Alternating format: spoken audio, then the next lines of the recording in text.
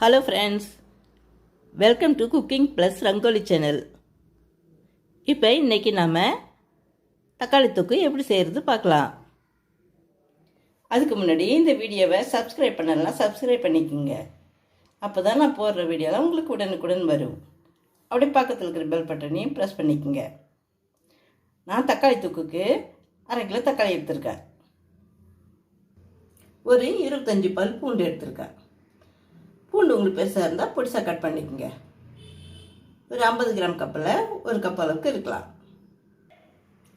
அடுப்பில் வானல் வச்சு ஒரு 100 கிராம் கப்பில் 1 கப் அளவுக்கு எண்ணெய் சேர்த்துக்கலாம்.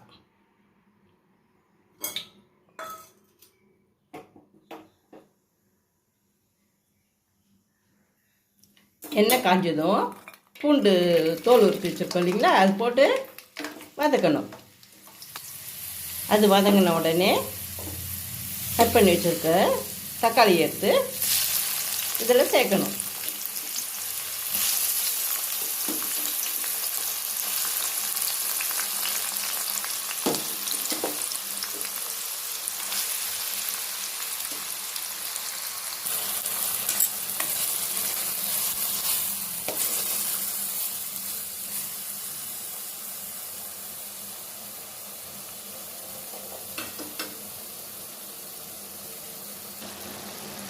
இது பாருங்கள், நல்லா வதங்கும். தண்ணியெலாம் ஊற்ற தேவையில்லை.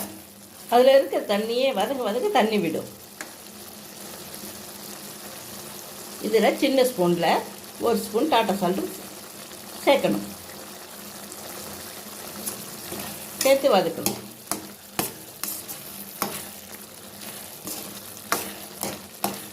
உங்கள் தேவைக்கு தகுந்த மாதிரி உப்பு சேர்த்துக்குங்க.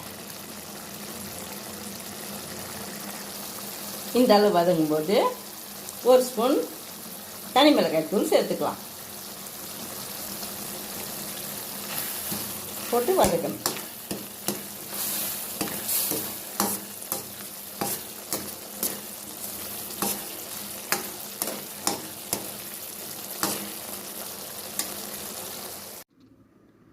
இதில் 1 ஸ்பூன் காஷ்மீரி சில்லி பவுடர் போட்டு வதக்கணும். நல்லா சாந்தா தக்காளி பழம் தெரியாத அளவுக்கு, அந்த பீஸ் தெரியாத அளவுக்கு நல்லா சாந்தா வர வரைக்கும் வதக்கணும். இப்போ இந்த வதங்கின உடனே அடுப்பு சிம்மில் வச்சுட்டு ஒரு தட்டு போட்டு மூடிடலாம். மூடிட்டு சிம்மிலே ஒரு 5 நிமிஷம் வச்சுருந்தோம்னா அது அப்படியே குழவாயிடும்.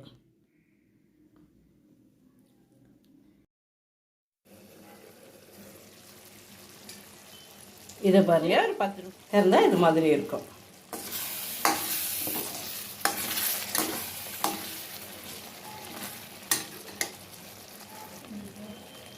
இன்னும் கூட கொஞ்சம் நேரம் இருக்கலாம். திறந்து வச்சு கிண்டிக்கிட்டே இருங்க. அடி பிடிக்கும். அடி பிடிக்காமல் கிண்டிக்கிட்டே இருங்க. இது தக்காளி தெரியக்கூடாது, சாந்ததாக இருக்கணும்.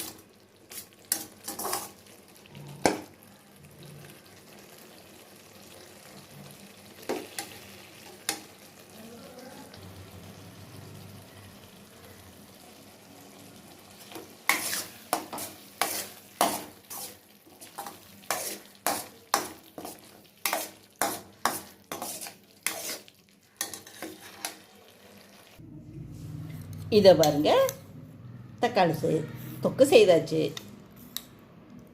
இந்த தொக்கு 1 வாரம் வரைக்கும் ஃப்ரிட்ஜில் வச்சு சாப்பிட்லாம், வீணாகாது. இது இட்லி, தோசைக்கு, சப்பாத்திக்கு எல்லாம் சாப்பிட்லாம். சாதத்துக்கும் பிசைஞ்சு சாப்பிட்லாம். இங்கே டூர் எடுத்துகிட்டு போகிறதுனா கூட செய்து எடுத்துகிட்டு போனோம்னா நல்லாயிருக்கும். ஒரு 2 நாளைக்கு வரைக்கும் நல்லாயிருக்கும்.